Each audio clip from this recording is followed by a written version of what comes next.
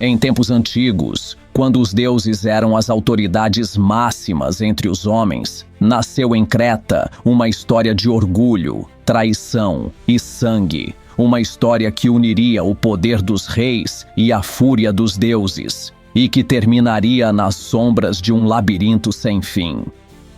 Minos era o poderoso rei de Creta. Seu império dominava o mar Egeu. Suas naus cortavam as ondas como lâminas, e suas riquezas faziam inveja até aos reis de Atenas. Mas Minos desejava mais que ouro e glória. Ele queria provar que os deuses o favoreciam.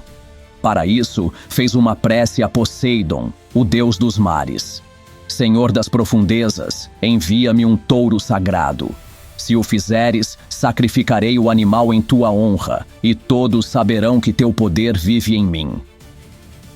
Poseidon atendeu. Das águas surgiu um touro branco, de beleza sobrenatural, um símbolo do poder divino. Mas quando Minos o viu, ficou fascinado demais para sacrificá-lo. Guardou o animal para si e ofereceu outro em seu lugar.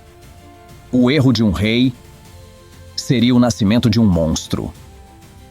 Poseidon, ultrajado pela traição, decidiu punir o rei através de sua própria casa. Fez com que Pasífae, esposa de Minos, fosse tomada por um desejo insano. Apaixonou-se pelo touro branco. Consumida pela loucura divina, Pasífae procurou o inventor e arquiteto real, Dédalo, o homem mais engenhoso da Grécia. Ela o convenceu a criar uma estrutura impossível, uma vaca de madeira oca, onde pudesse esconder-se e se unir à criatura divina. E assim aconteceu. Daquela união profana nasceu algo que jamais deveria existir. Quando a rainha deu à luz, todos os presentes se encheram de horror. A criança tinha corpo humano, mas a cabeça e a força de um touro furioso, um ser híbrido, um erro da criação, uma afronta aos deuses e aos homens. Chamaram-no Asterion, o estrelado, mas o povo o conhecia por outro nome, o Minotauro. Minos, envergonhado e aterrorizado, ordenou a Dédalo que construísse uma prisão onde o monstro jamais pudesse escapar. Faz-me um labirinto tão vasto e confuso que ninguém possa encontrar a saída. Que o Minotauro desapareça nas entranhas da escuridão, e Dédalo construiu a maior de todas as obras humanas: o Labirinto de Creta. Feito de pedra e sombras, seus corredores se cruzavam em ângulos impossíveis. Ali dentro, o Minotauro rugia dia e noite, faminto e sozinho, esquecido até pelos deuses. Mas a história do monstro estava apenas começando. Anos antes, Minos havia perdido seu filho Androgeu em Atenas. Acusou o rei Egeu de tê-lo assassinado e jurou vingança. Creta venceu Atenas em guerra. E, como punição, impôs um tributo cruel. A cada 9 anos, 7 rapazes e 7 moças atenienses seriam enviados a Creta, para servir de alimento ao monstro do labirinto. Era um sacrifício que Atenas suportava em silêncio. Um preço pago com sangue para evitar outra guerra. Então surgiu Teseu, filho do rei Egeu e herdeiro de Atenas. Quando soube do destino de seus compatriotas, jurou acabar com a vergonha da cidade. Pai, não posso suportar que Atenas se ajoelhe diante de um monstro. Eu mesmo partirei para Creta e matarei o Minotauro. Egeu tentou impedi-lo, mas o destino já estava traçado. Antes de partir, Teseu prometeu que, se vencesse, içaria velas brancas em seu navio ao voltar. Mas se morresse, suas velas seriam negras, sinal de luto. E assim, com coragem e juventude, Teseu navegou rumo à ilha do rei Minos. Quando chegou a Creta, o herói foi levado diante do rei. Minos, arrogante, o observou com desprezo. Tu és o príncipe de Atenas? Pois então sê também o alimento de meu monstro.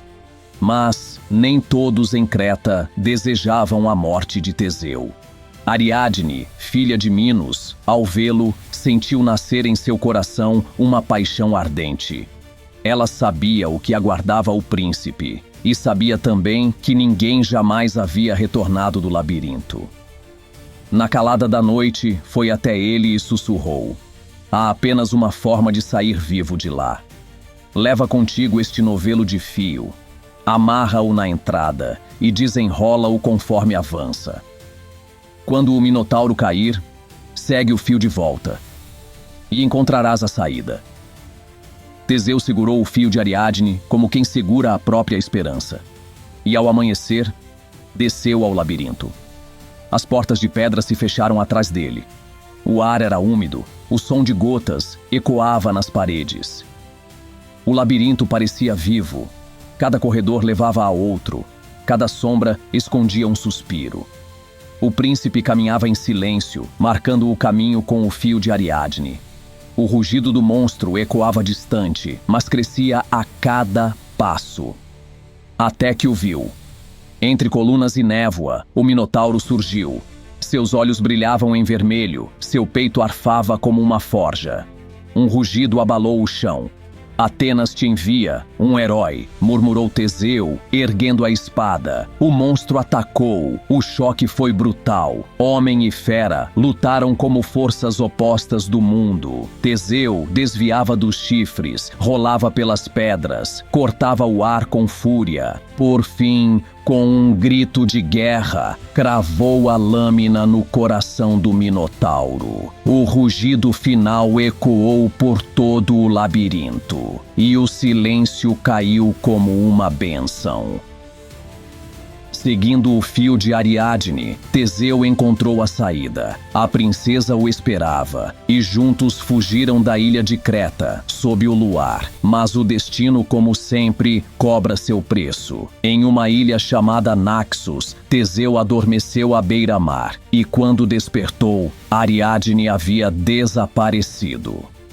Alguns dizem que Dionísio, o deus do vinho, a levou para si. Outros dizem que o herói a abandonou, temendo a ira dos deuses. De qualquer forma, o amor de Ariadne se perdeu no vento e Teseu navegou de volta para casa. Mas o destino ainda o esperava com uma última tragédia.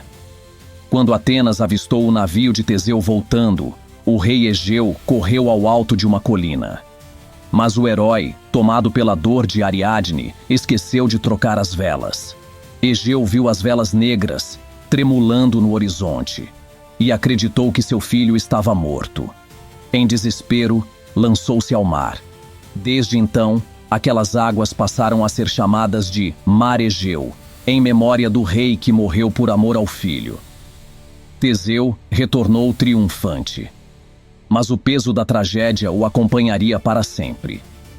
Ele havia matado o monstro, mas perdera o amor, o pai e a inocência. E nas profundezas do labirinto, onde as pedras ainda guardam o eco de rugidos antigos, dizem que o espírito do Minotauro ainda vagueia, não como um inimigo, mas como o símbolo daquilo que nasce da soberba dos homens e da vingança dos deuses. Pois o verdadeiro labirinto não está feito de paredes, mas de escolhas. E todos nós, em algum momento, teremos que enfrentar o monstro que criamos.